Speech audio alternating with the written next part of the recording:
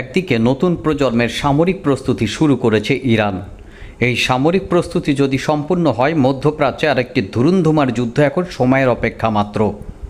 বন্ধুরা, এবার যুদ্ধটি হলে মধ্যপ্রাচ্যের অন্য যে সকল দেশগুলো মূলত মার্কিন যুক্তরাষ্ট্রের মিত্র হিসেবে তারা আক্রান্ত হলে মার্কিন যুক্তরাষ্ট্র যে আক্রমণ করবে, তার উপরে হামলা চালাবে এই শকটি এঁকেছে ইরানকে টার্গেট করে। অনেকে ভাবছেন যে দোহায় বা কাতারের অভ্যন্তরে হামলা হলো, অথবা যদি সৌদি আরবের অভ্যন্তরে হামলা হয় বা সংযুক্ত আরব আমিরাতের অভ্যন্তরে হামলা হয়, তাহলে এখানে কে পাল্টা আক্রমণ পরিচালনা করবে। বন্ধুরা, মার্কিন যুক্তরাষ্ট্রের এই ধরনের চুক্তির একমাত্র উদ্দেশ্যই হচ্ছে ইরান। আপনারা হয়তো অনেকে বগল বাজাবেন, বিশেষ করে বাংলাদেশে যারা আছেন অনেকে এটা বোঝেন নাই যে মার্কিন যুক্তরাষ্ট্র দুবার সাথে যে 5 আর্টিকেল ন্যাটো স্ট্যান্ডার্ড অনুযায়ী একটা চুক্তি করলো, এর ইম্প্যাক্ট কোথায় গিয়ে পড়বে। বন্ধুরা, ইম্প্যাক্ট বা কিছু ভবিষ্যৎবাণী এবং প্রেডিকশন আপনাদের বলি। এখানে ইরানের অভ্যন্তরে হামলা হতে পারে ইসরায়েল এবং মার্কিন যুক্তরাষ্ট্র কর্তৃক। সুতরাং সেখান থেকে যে সকল অঞ্চল থেকে মূলত মার্কিন যুক্তরাষ্ট্র ইরানের উপরে হামলা পরিচালনা করবে, ইরান সেই ঘাঁটিগুলোকেই টার্গেট করবে। এবং এ কারণে মধ্যপ্রাচ্যের প্রত্যেকটা মুসলিম দেশ ইরানের ক্ষেপণাস্ত্র হুমকিতে রয়েছে। এই বিষয়ে ন্যূনতম কোনো সন্দেহের অবকাশ নাই। কারণ মধ্যপ্রাচ্যের যতগুলো মুসলিম দেশ রয়েছে, ইরান ব্যতীত মার্কিন যুক্তরাষ্ট্রের সাথে তাদের সামরিক আঁতাত রয়েছে। ইরাক বলেন, সৌদি আরব বলেন, সংযুক্ত আরব আমিরাত বলেন, সবখানেই মার্কিন যুক্তরাষ্ট্রের সামরিক উপস্থিতি বা সরব উপস্থিতি রয়েছে। এখন এই অবস্থার মধ্যে মার্কিন যুক্তরাষ্ট্র এবং ইসরায়েল যদি ইরানের অভ্যন্তরে হামলা পরিচালনা করার কৌশলগত পদক্ষেপ গ্রহণ করে, তাহলে পরবর্তীতে কোন ধরনের পরিস্থিতি সৃষ্টি হতে পারে। মধ্যপ্রাচ্য যদি এখানে মনে করে থাকে তারা মোসে তা দিয়ে ঘুমাবে, তাহলে এটি তাদের জন্য দুঃস্বপ্ন হতে পারে। মধ্যপ্রাচ্যের এই সকল প্রত্যেকটা দেশে আমেরিকার ঘাঁটি রয়েছে। আর যখন একটি অস্তিত্বহীনতার মুখে পড়বে কোনো একটি দেশ, এবং যার সামরিক শক্তির অভ্যন্তরে সবচেয়ে বড় ধরনের শক্তি হচ্ছে তার মিসাইল শক্তি, এবং তার কাভারেজের মধ্যে যদি এই সকল ঘাঁটিগুলো থাকে, তাহলে নিশ্চিতভাবে এই সকল দেশগুলো হামলার বা আক্রমণের শিকার হবে, এ বিষয়ে কোনো সন্দেহ নেই। এখন বক্তব্য হলো, আরব বিশ্ব কেন এত গদগদ করে মিস্টার ডোনাল্ড ট্রাম্প এবং মিস্টার নেতানিয়াহুর বর্তমান যে চাল তার মধ্য পড়ে গেলেন। এখানে উল্লেখযোগ্য একটা ব্যাপার যদি আপনাদের বলে রাখি, দোহা হামলার জন্য মিস্টার নেতানিয়াহু ক্ষমা চেয়েছিলেন। এই দোহা, বিশেষ করে কাতার, তাকে ক্ষমা করে দিয়েছেন এবং তার এই কার্যকলাপে খুশি। বন্ধুরা, এটি ছিল একটি লিটমাস টেস্ট এবং অন্য দেশগুলোকে ভয় দেখানো, বিশেষ করে মধ্যপ্রাচ্যের। তাদের কোন ভয় দেখানো ছিল যে এভাবে যদি তোমরা আমেরিকার কথা না শোনো এবং ইরানকে কোনোভাবে ন্যূনতম পর্যায়ে সহায়তা করো, তাহলে ইসরায়েল কর্তৃক কাতারের অভ্যন্তরে যে ধরনের ক্ষেপণাস্ত্র হামলা চালানো হয়েছে, এই ধরনের ক্ষেপণাস্ত্র হামলা পৃথিবীর যে কোনো অঞ্চলে, বলছিল মিস্টার নেতানিয়াহু ঘোষণা দিয়ে, মধ্যপ্রাচ্যের প্রভাবশালী মুসলিম দেশ সবগুলোর ঘরে পৌঁছে যেতে পারে। সুতরাং তড়িঘড়ি করে এখানে সৌদি আরব কাজ করছে কি, সে পাকিস্তানের সাথে একটা সমন্বিত চুক্তি করছে।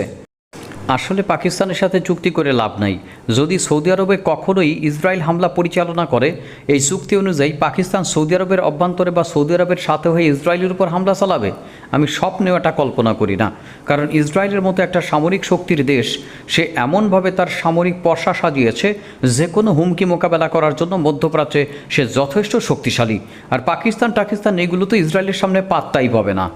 বন্ধুরা, পাকিস্তানের চেয়ে কনভেনশনাল সামরিক শক্তি, ক্ষেপণাস্ত্র শক্তিতে মূলত আমার কাছে মনে হয় পরমাণু শক্তিটা বাদ দিলে ইরানের চেয়ে কোনো অংশে বা পাকিস্তানের চেয়ে ইরান কোনো অংশে কম হবে না।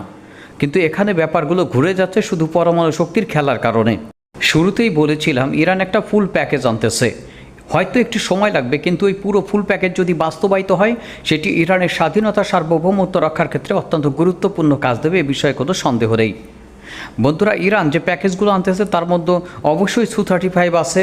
গোপন নথি ফাঁস হয়েছে আপনার রাশিয়ার তরফ থেকে, অর্থাৎ রাশিয়ার তরফ থেকে একটি গোপন নথিতে দেখা যায় প্রায় 48টার মতো Su-35 যুদ্ধ বিমান অর্ডার দিয়েছে ইরান। এখন ইরান সেগুলো মূলত রাশিয়ার কাছ থেকে কিভাবে পর্যায়ক্রমে বা পার্ট বাই পার্ট গ্রহণ করবে, সেটি হয়তো পরবর্তী পরিকল্পনার অংশ থাকতে পারে। ইরানের পারমাণবিক প্ল্যান্টে হামলার পর থেকে ইরান যুদ্ধ বিমানের ক্ষেত্রে উঠে পড়ে লেগেছে। তাই সর্বশেষ এই গোপন নথির তথ্য অনুযায়ী জানা গেল যে 48টি Su-35 তারা প্রাথমিক পর্যায়ে অর্ডার দিয়েছে। হয়তো তারা পর্যাপ্ত ডেলিভারি পাবে। Su-35-এর পাশাপাশি S-400 এবং চীনের তৈরি HQ-9B এই আকাশ প্রতিরক্ষা ব্যবস্থাগুলো নাকি আসার পাইপলাইনে রয়েছে। বন্ধুরা, অলরেডি MiG-29 চলে এসেছে।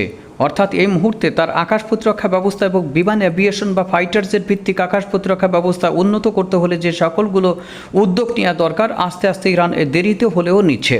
অর্থাৎ ইরানে রাশিয়ান এই সকল সমরাস্ত্রের বিপরীতে এক ধাক্কায় 5টা থেকে থার্ড সিস্টেম তারা 11টা বাড়িয়ে ফেলেছে। মূলত এই থার্ডই যে কোনো ইরানি ক্ষেপণাস্ত্র আক্রমণ, আত্মঘাতী ড্রোন থেকে শুরু করে ব্যালিস্টিক মিসাইল এবং অন্যান্য মিসাইলের আক্রমণগুলো ঠেকিয়ে এই দেশটাকে রক্ষা করে। ওদিকে থার্ড সিস্টেম থেকে শুরু করে নিজেদের ডেভিড সিলিং অ্যারোর মতো ক্ষেপণাস্ত্র রয়েছে আকাশ প্রতিরক্ষা ব্যবস্থা হিসেবে। তাদের ক্ষেপণাস্ত্র উন্নত ভাণ্ডার রয়েছে। আকাশ প্রতিরক্ষা ব্যবস্থার ক্ষেত্রে যদি আমি বিমান প্রতিরক্ষার দিকে নজর দিই, তাদের বড় বড় ট্যাঙ্কার আছে, তাদের দূরপাল্লার যুদ্ধবিমান আছে, F-15 স্ট্রাইক ইগলের মতো যুদ্ধবিমান আছে, F-35 লাইটিং টু স্টিলথ যুদ্ধবিমান রয়েছে, অ্যাটাক হেলিকপ্টার, আকাশ প্রতিরক্ষা ব্যবস্থার প্যাকেজ। টোটালি তাদের এমনভাবে এই সকল সমরাস্ত্র দিয়ে শিল্ড আকারে ইসরায়েলকে ঘিরে রাখা, মূলত সে কেউই এখানে দাঁত বসাতে পারবে না। তবে এখানে রাশিয়া এবং ইরানের এই কৌশলগত সম্পর্ক অনেক কিছু বদলে দিচ্ছে। বন্ধুরা, আমরা একটি সামারি দেখি এক নজরে। Air defence system S-400, S-300 already আছে ইরানের, কয়েকটা ধ্বংস হতে পারে। Su-35 যুদ্ধবিমান এগুলো আসবে। বন্ধুরা, পাইপলাইনে যে সকল সমরাস্ত্র রয়েছে রাশিয়ার থেকে হাই সফিস্টিকেটেড আসার, এর পাশাপাশি যদি 250 কিলোমিটার পাল্লার HQ-9B এর মতো আকাশ প্রতিরক্ষা ব্যবস্থা ইরানের কাছে যুক্ত হয়, তাহলে ইরান এবং রাশিয়ার সহযোগিতায় তারা একটি শিল্ডের মতো হবে। আক্রমণের জন্য তারা খুব ভালো একটা অপশন পাবে। অন্যদিকে ইরানের অভ্যন্তরে যাওয়া এই সকল কার্গের মধ্যে কী আছে আসলে আমরা জানি না। অনুমান ভিত্তিক অনেক কিছু বলেছে। এয়ার ডিফেন্স সিস্টেম থাকতে পারে, যুদ্ধবিমান থাকতে পারে, যুদ্ধবিমানের বডি টডি থাকতে পারে, যেগুলো ওখানে অ্যাসেম্বল হবে। বন্ধুরা, আমি বলি যদি S-400 তারপরে অন্য যে সকল সমরাস্ত্রের কথা বললাম, এর পাশাপাশি যদি ইসরায়েলের কাছে আকাশ প্রতিরক্ষা ব্যবস্থা হিসেবে থার্ড সিস্টেম 11টি সেট করা হয়েছে।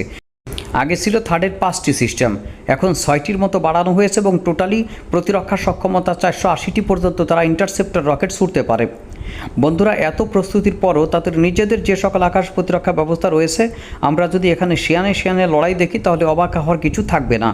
অর্থাৎ এখানে রাশিয়া এবং ইরান যতদূর সম্ভব নিজেদের প্রতিরক্ষা সামর্থ্য উচ্চে নিয়ে যেতে চাইছে। আবার অন্যদিকে ইসরায়েলও একেবারে সব দিক দিয়ে মার্কিন যুক্তরাষ্ট্রের সাথে দল বেঁধে পরিপূর্ণভাবে প্রস্তুত। যদি এখানে হামলা চালাই আমরা, বা ইরান যদি পরবর্তীতে হামলা করতে আসে, তাহলে একটি ধুন্ধুমার যুদ্ধ দেখা যাবে। বন্ধুরা, ইসরায়েলের তরফ থেকে আশঙ্কা প্রকাশ করা হয়েছে তাদের যে কোনো সময় ইরান হয়তো আগেই হামলা চালিয়ে বসতে পারে। এর আশঙ্কা হচ্ছে পূর্বের তুলনায় বা পূর্বের মতো করে এমন ভুল আর ইরান করতে চাইবে না যে প্রথম ব্লো আপে তাদের বোকামির কারণে তাদের বড় ধরনের ক্ষতি হোক। এবার যদি কোনো হামলার পূর্বাভাস থাকে, ইরান অনেক পূর্বেই জানিয়ে দিয়েছে তারা পূর্বেই হামলা করে সেই হামলার যে কোনো হুমকিকে নস্যাৎ করে দেবে। বন্ধুরা, এক্ষেত্রে আর একটা ব্যাপার আপনাদের বলে রাখি, যদি ভবিষ্যতে এটি ঘটে থাকে, আসলে আপনার যে সকল আকাশ প্রতিরক্ষা ব্যবস্থা ইসরায়েল ব্যবহার করে, যদি নতুন নতুন ক্ষেপণাস্ত্র এখানে চার্জ করে যেগুলোকে আকাশ প্রতিরক্ষা ব্যবস্থার মাধ্যমে কোনোভাবেই আটকানো সম্ভব নয়, ইরান কি সেগুলো রাশিয়ার কাছ থেকে পেতে পারে? বন্ধুরা, রাশিয়া তার সমরাস্ত্র উন্নয়নের ক্ষেত্রে একটা তথ্য প্রকাশ করেছে, বা ইউক্রেনের তরফ থেকে এটি বলা হয়েছে। সেটি হচ্ছে রাশিয়ার এই দূরপাল্লার ক্ষেপণাস্ত্র, মধ্যপাল্লার ক্ষেপণাস্ত্র অর্থাৎ ইস্কান্দার সম ক্ষেপণাস্ত্র যেগুলো রয়েছে, সেগুলোকে সফটওয়্যার পরিবর্তন বা সফটওয়্যার ডেভেলপমেন্টের মাধ্যমে এমন একটা প্রোগ্রাম সেট করা হয়েছে, মূলত এখন আকাশ প্রতিরক্ষা ব্যবস্থা ভিত্তিক অবস্থানগুলো ইউক্রেনের আর ওগুলো ধ্বংস করতে পারছে না। অর্থাৎ ইউক্রেনের হাতে যে সকল প্যাট্রিয়ট সিস্টেমগুলো রয়েছে, সেগুলো পূর্বে প্রায় 37%-এর মতো রুশ ক্ষেপণাস্ত্রগুলোকে শুট ডাউন করতো, এখন সেটি নেমে আসে সে 6%-এ। সুতরাং বুঝতে পারছেন কী পরিমাণ আধুনিকায়ন করা হয়েছে এই ইস্কান্দা থেকে শুরু করে অন্য মিসাইলগুলোকে। বন্ধুরা, এগুলো যদি ইরানের হাতে কোনোভাবে চলে আসে, ফলে মধ্যপ্রাচ্যে তলে তলে পীড়িত করা বা তলে তলে সম্পর্ক রাখা যে সকল প্রভাবশালী মুসলিম দেশগুলো ইসরায়েলের সমালোচনা করে মুখে মুখে, কিন্তু বাস্তবে তাদের অন্তরের কাহিনীগুলো নেতানিয়াহু বলে দিয়েছেন। আর এই অবস্থায় তারা যদি ভান ধরে থাকে যে ইরানের পক্ষেও না বিপক্ষেও না, আসলে এটি ভুল করবে। কারণ ইরান তখন আর কোনো সুনির্দিষ্ট অবস্থান আঘাত করবে না। নিজের অস্তিত্ব বিলীন হলে পুরো মধ্যপ্রাচ্য নিয়ে, বিশেষ করে ইসরায়েল আমেরিকা, বিশেষ করে ইসরায়েল মধ্যপ্রাচ্যের অন্যতম শক্তিশালী দেশ, এবং তার সাথে যে সকল গালফ কোঅপারেশনের কান্ট্রিগুলো থাকবে যারা তলে তলে আসলে ইরানের বিরুদ্ধে কাজ করে অন্য একটি দেশকে মদদ দেয়, একসময় তারাই এর জাতাকলে পিষ্ট হবে। ইরান এক্ষেত্রে স্মার্টলি মুভ করছে তার সমরাস্ত্রগুলোর মাধ্যমে রাশিয়ার থেকে।